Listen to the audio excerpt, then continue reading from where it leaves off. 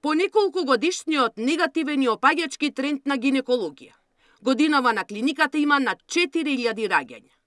Бројките за 2025 покажуваат дека има повеќе од 200 новороденчиња во споредба со претходната. А според надлежните на тоа влија и повторното обновување на психосоцијалната подготовка за трудници и безболното породување. Предмалку се породи 4026-тото дете, што значи дека оној тренд на пат на раѓање на нашата клиника го намаривме и јас искрено се надевам дека така е во секоја институција и дека повторно младите ќе се охрабрат повеќе да раѓаат во нашата држава.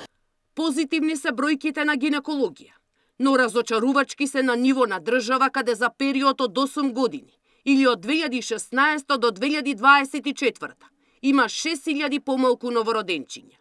Премиерот Мицкоски вели бадијала се вложува во училишта и градинки кога нема кој да ги користи и затоа упати апел до младите.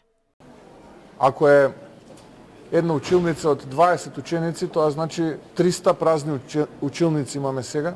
И ако една училница е долга 20 метра, имаме 6 километра празни училници. Прилика вака изгледа изумирање на една нација. И затоа мојата порака до младите е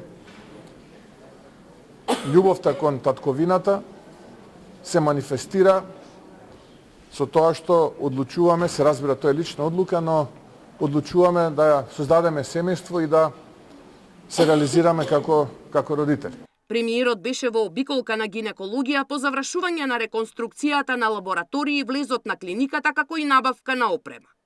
Надлежните велат дека целта е подобро јавно здравство, за граѓаните да имаат пристап до услуги што заслужуваат. Сања Димитровска, Сител телевизија.